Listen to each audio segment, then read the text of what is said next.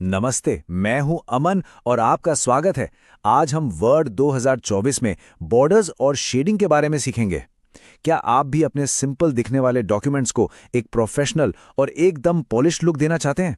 तो चलिए देखते हैं ये कैसे होता है। देखिए, फर्क साफ है ना? एक बिल्कुल सादा डॉक्यूमेंट और दूसरा जिसे बॉर्डर्स और शेडिंग से सजाया गया है। यही छोटे छोटे टूल्स आपके काम को एक अलग ही लेवल पर ले जा सकते हैं। इससे आपका डॉक्यूमेंट न सिर्फ ज्यादा पढ़ने में आसान लगता है, बल्कि ज्यादा असरदार भी लिखता है। तो फिर देर किस बात की? चलिए शुरू करते हैं और देखते हैं कि इन टूल्स का इस्तेमाल करके हम अपने डॉक्यूमेंट्स को कैसे बेहतर बना सकते हैं। और यकीन मानिए, ये बहुत ही आसान है। सबसे पहले हम शुरुआत करेंगे टेक्स्ट और पैराग्राफ पर बॉर्डर लगाने से। ये एक बहुत ही अच्छा तरीका है। जानते हैं किस लिए? ताकि आप हेडलाइंस को अलग दिखा सकें, किसी खास कोड को हाईलाइट कर सकें या फिर अपने डॉक्यूमेंट में एक साफ सुथरा स्ट्रक्चर बना सकें। टेक्स्ट पर बॉर्डर लगाना सच में बहुत ही आसान है।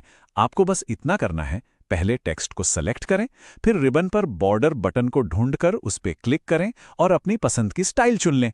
और अगर इसे हटाना हो तो बस नो बॉर्डर सेलेक्ट कर लीजिए। बस हो गया काम।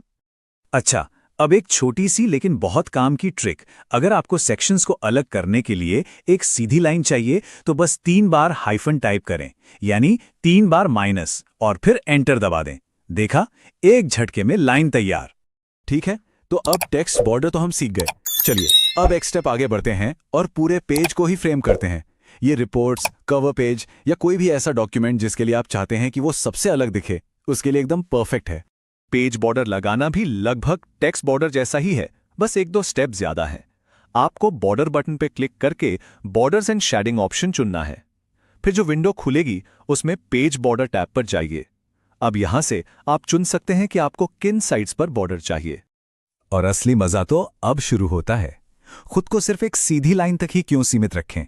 यहां आप अलग अलग स्टाइल जैसे कि डॉटेड, डैश्ड या डबल लाइंस के साथ एक्सपेरिमेंट कर सकते हैं। आप बॉर्डर का रंग बदल सकते हैं, उसकी मोटाई कम या ज्यादा कर सकते हैं। और तो और, वर्ड में आपको सजावटी आर्टिस्टिक बॉर्डर्स की एक पूरी गैलरी भी मिलती है। चलिए अब हमारे डिजाइन टूलकिट के आखिरी और बहुत ही मजेदार टूल की बात करते हैं, और वो है शेडिंग। शेडिंग का मतलब है कलर का इस्तेमाल करके जरूरी जानकारी को सबसे अलग दिखाना, ताकि पढ़ने वाले का ध्यान सीधे उसी पर जाए। शेडिंग लगाना भी बहुत आसान है। बॉर्डर्स एंड शेडिंग वाली विंडो में ही बस शेडिंग टैब पर चले जाइए। यहां से आप बैकग्राउंड के लिए कोई भी रंग चुन सकते हैं और चाहें तो कोई पैटर्न भी लगा सकते हैं। ये खासकर कोट्स या वार्निंग बॉक्सेस को हाईलाइट करने के लिए बहुत काम आता है। तो लिए, अब आपके डिजाइन टूलकिट में 3 नए और बहुत ही पावरफुल टूल्स जुड़ गए हैं: टेक्स्ट बॉर्डर्स, पेज बॉर्डर्स और शेडिंग। इन आसान स्किल्स से आप अपने वर्ड डॉक्यूमेंट्स का लुक पूरी तरह से बदल सकते हैं। हाँ, एक बात याद रखिएगा, हर टूल का एक खास मकसद होता है।